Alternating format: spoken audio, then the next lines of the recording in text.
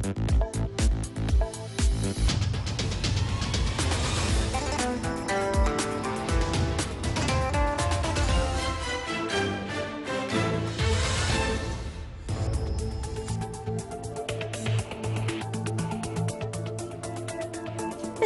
ar-Rahman ar-Rahim. Good evening. You're watching the news from the Sultanate of Oman television. First, the headlines. Research environment in the Sultanate are the most prominent topics discussed in the second Arab-American Frontiers of Science, Engineering and Medicine Symposium. Opinions of Omanis for traditional and modern media means is a poll implemented by the National Centre for Statistics and Data. And the International Conference of Islamic Civilization and Culture, an Omani role in the African Great Lakes countries in Burundi, concludes its activities.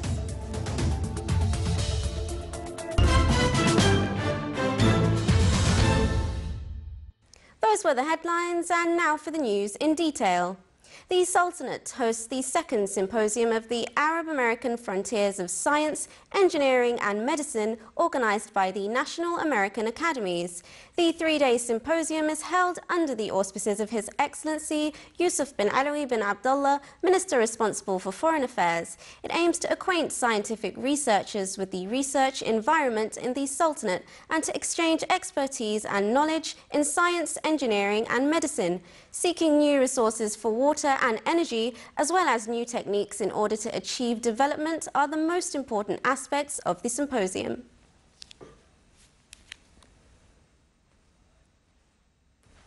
Developing the general indicator of measuring the extent of Omani's confidence in traditional and modern media means, in a way that allows international comparison, topped objectives of a poll conducted for Omanis on their confidence in the media means. The poll, implemented by the National Centre for Statistics and Data, lasts for 5 days, starting from Sunday. Huge steps were made by Omani Media during the last years, particularly in what had been published in news bulletins, official and non-official newspapers. Oman, Al-Watan and Shabiba newspapers are the most prominent media outcome in the Sultanate, besides Raya and Oman Observer, which have always obtained international respect in their daily coverage of local events and analysis. Other electronic sources of media means in the internet provide us with a remarkable amount of news, such as Oman News and Oman WhatsApp. These means target the Omani citizen in the first position, and producers of those means often seek the impact of their publications in the local street to meet their demands and interests. The International Conference of Islamic Civilization and Culture, an Omani role in the African Great Lakes countries in Burundi, concluded its activities under the auspices of His Excellency Dr. Mohamed Khalfan Rokara, Head of Liaison Office for Protocols of Vice President of Burundi. More details in the following report by Abdullah bin Mohamed Al-Rubai. The international conference, organized by the Sultanate National Records and Archives Authority in collaboration with Intermediate Office, University of Burundi and University of Peace and Reconciliation of the Republic of Burundi, that was participated by over 15 countries, concluded its sessions. Following 4 days of 50 presentations of research papers by scholars, writers and experts who displayed richness of knowledge and sciences in the African Great Lakes, East Africa and other parts of Africa, reflected the role of Omanis played in introducing and spreading Islam, including other aspects of life such as culture, economy and social affairs in this part of the world. I was really surprised, and I appreciate very much the presence of representatives of all churches and all religious communities. This role is associated with value of tolerance and peace. Thus, over past days, the attendees of the conference, together with presenters, have been fully engaged in intensive discussion that met objectives of the conference and came out with 23 recommendations. I've been at many conferences, and academics are difficult people, and they look for conflicts. They look for criticism, which is good, because criticism brings us ahead, which very often leads to difficult difficulties in personal relations. That didn't happen here at all. The organizers and attendees praised the leadership of His Majesty and his care and noble vision in this area, and the President of Burundi for his care and attention that led to the success of the conference, wishing all the Sultanate and Burundi progress, security and peace. His Excellency, the Chairman of the National Archives and Record Authorities, commended the scholars for their contribution through their papers that have enriched the conference. His Eminence, Sheikh Dr. Kahlan Al-Kharousi, Assistant Grand Mufti, delivered the message of peace and commended the people of Africa and the land, which is rich with diversity. He also said the conference has shown an atmosphere of love, respect, and peace and dignity. The conference has succeeded in setting up the barometers by which we can identify the Islamic civilization and the Omani role in this part of the world. I think all the papers and researches submitted and delivered in this fruitful conference have proved the positive role of Omanis in spreading the decency of Islam. Dr. Juma Al-Busaidi, Director General for Research and Records Circular, read the recommendations, some of which are building communication ties, economical and social level with the people of Africa, recognizing the importance of media for dissemination of the historical truth, introduce different aspects of Islam in Africa, and affirm peace and tolerance, which Islam called for the good of the welfare of the people. Consolidate economic links and bond between people of Great Lake, East Africa and Arab world to strengthen brotherhood and peace. Since the ancient times, Omani people are makers of civilization, and they have great historical heritage and openness to other cultures across the seas and oceans. Hence, this conference will provide better opportunity for both Oman, Burundi and other parts of the world to learn more on the role played by Oman and African countries. Abdullah bin Ahmed Al-Rubi'i, Sultanate of Oman Television, Bujumbura, Burundi. Within the celebrations of the Sultan's Armed Forces Day, which falls on the 11th of December every year, Omani military attaché in Pakistan held a ceremony on the occasion. It was attended by Khan Hisham Siddiqui, Deputy Chief of Staff of Pakistani Naval Command, as well as a number of senior officers of the Pakistani Army, military attachés, diplomats of Arab and other countries, besides personalities from the Ministry of Foreign Affairs of Pakistan, intellectuals and media men and officials from private sectors, in addition to Omani diplomatic mission members.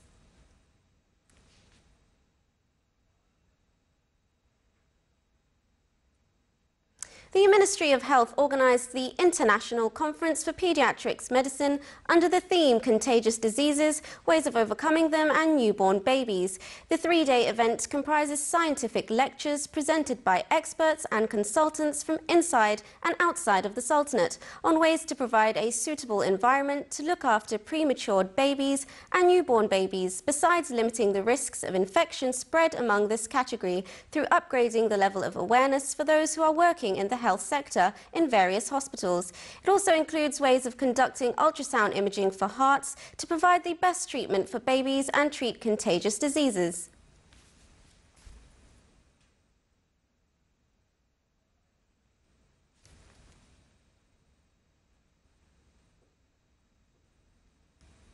The Ministry of Health, represented in the Directorate General for Health Services in Masra Hospital, honoured excelled employees with the participation of almost 200 directors and employees, as well as social support groups and a number of private sector companies. The ceremony comprised a visual presentation on the most important achievements realised by the Directorate in the Governorate of Muscat during the previous years, as well as an entertaining play. It came to embody the attention given by the Ministry of Health towards its employees and human resources to improve their scientific and practical efficiency. It was presided over by His Excellency Dr. Mohammed bin Saif Al Hosni, Under-Secretary of the Ministry of Health for Health Affairs.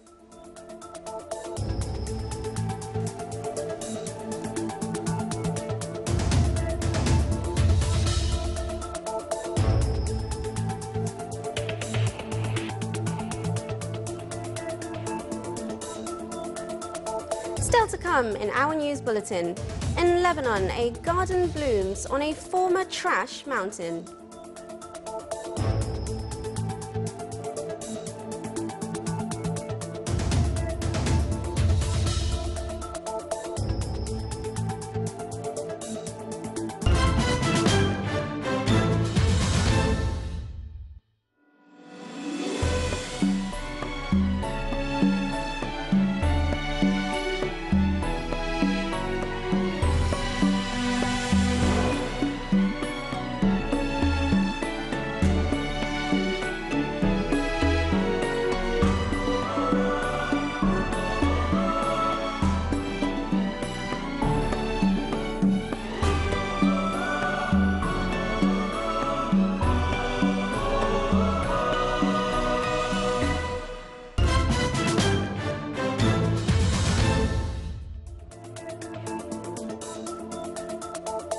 Welcome back to the news from the Sultanate of Oman television.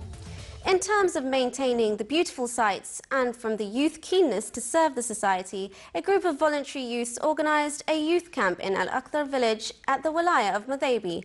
The youth worked hard to clean various areas across the village, including villages. The camp came to spread the spirit of teamwork and cooperation among the community members, in addition to awareness messages.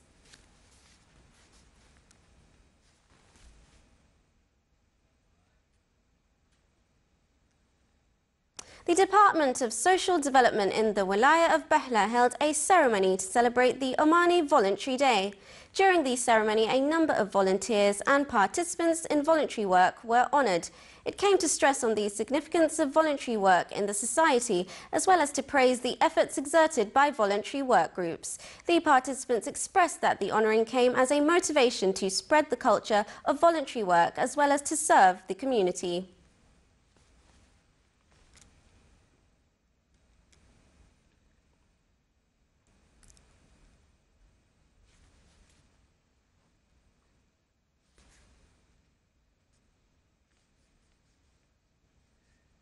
The training course in the field of silver manufacturing concluded in the Governorate of North Batana. It was organised by the Department of Crafts Industries in the Governorate. It aimed to train the Omani youth in this field as well as to preserve the traditional Omani craft. The trainees made various silver products with different shapes and decoration, including necklaces, earrings and others.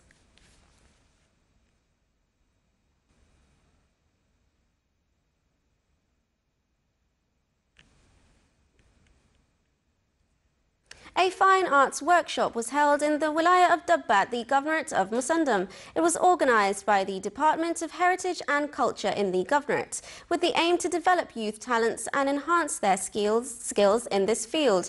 It witnessed a participation from a number of youth in the Wilaya. During the workshop, the trainees got acquainted to various methods used in this field, so as to qualify them to participate in local and international exhibitions.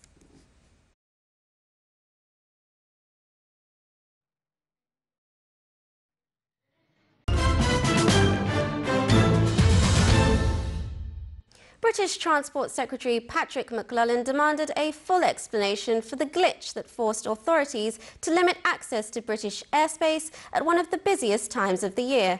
Hundreds of flights to and from London were disrupted yesterday by a technical failure at England's main air traffic control centre.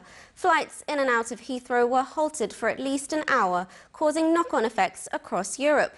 Heathrow said operations were beginning to resume, but there were also cancellations and delays at other London airports. It was the second such incident in just over a year to hit the National Air Traffic Services hub at Swanwick in southern England, one of NATS's two main centres.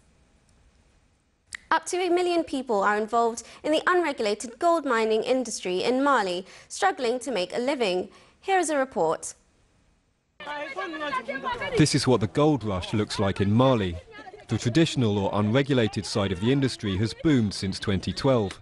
That's when an insurgency by Tuareg rebels led to a coup in the capital Bamako, with al-Qaeda-linked militants then seizing control of Mali's northern desert. There are now believed to be up to 1 million such miners, out of a population of just 14 million, including here at the Koflatier mine near the border with Guinea. On vient jusqu'à 6 heures du matin We arrive at 6 a.m. and stay until 6 p.m. That's what we do. There are times when we don't even eat. Personally, I've worked so hard that my back aches.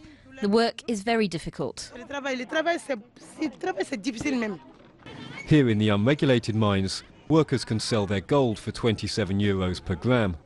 The lucky ones might find up to 50 grams a month, but for others it's hardly worth the effort.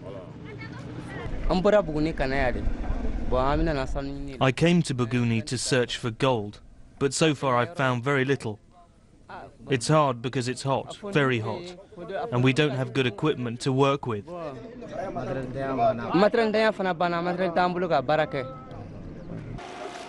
Mali's large foreign-backed government mines help make the country the third largest gold producer in Africa. But this is still one of the poorest countries in the world, and sectors like tourism have been hit hard by the Islamist conflict.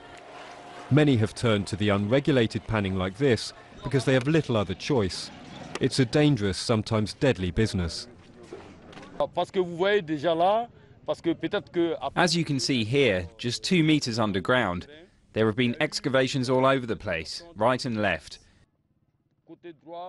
There isn't any structural support in the passages. They've taken it away.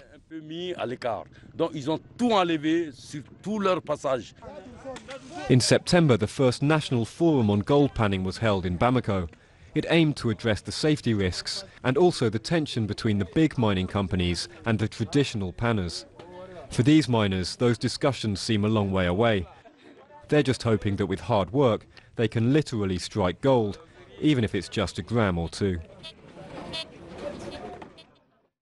A landslide destroyed a remote village in Indonesia, killing at least 17 people, as rescuers used their bare hands and sticks to search through the mud for scores of missing people in the absence of heavy lifting equipment. Hundreds have been evacuated from around Jemblung village, about 450 kilometers from the capital, Jakarta. The media pictures showed a flood of orange mud and water cascading down a wooded mountainside. Mudslides are common in Indonesia during the monsoon season, which usually runs from October until April. Large swaths of forest land, power lines and houses were buried. 423 people from the surrounding areas had been taken to temporary shelters. A government agency official added that the rescue effort had been suspended as light faded and would resume tomorrow.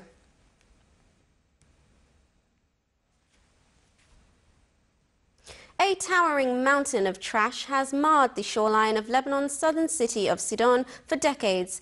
Now the officials have done something really great for the area. Here is a report. A towering mountain of trash was for decades a modern landmark in Lebanon's ancient port, Sidon. In a city better known for its Crusader castle and ancient market, the 58-meter or 190-foot eyesore was a nuisance to residents since it first arose in the 1980s.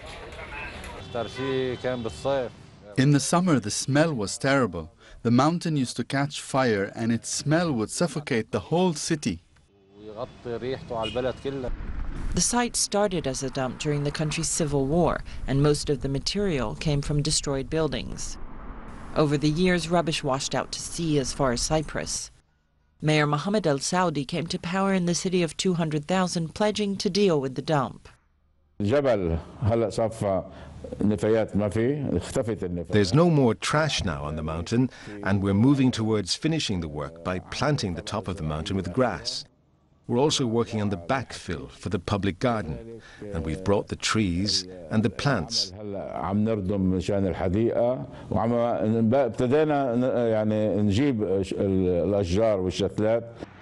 An ambitious project is underway, with the installation of a seawall around the site and the coastline to the south, preventing waves from impeding work. 33,000 square meters of the land is set to open as a public park, planted with 100-year-old olive trees and featuring a small amphitheater. The rest of the dump was thrown into a sanitary landfill, lined and covered with plastic. But not everyone is impressed. They built this breakwater about 1 kilometer or 1.5 kilometers long, and they claim this will prevent the garbage from reaching the sea, which will, but what they did, we lost the beaches. We lost half of the city beaches forever. Despite the critics, officials maintain the project will be an inspiration for the rest of the country. Though it's smaller than Wales, Lebanon has more than 650 rubbish dumps of varying sizes.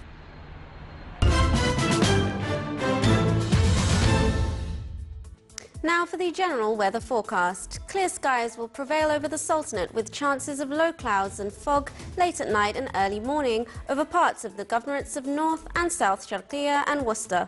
Winds will be northeasterly light to moderate along the southeastern coast, and along the rest of the Sultanate it will be northwesterly light to moderate. Seas will be moderate along the southeastern coast with a maximum wave height of 2 meters. Along the rest of the coasts it will be slight with a maximum wave height of 1.25 meters.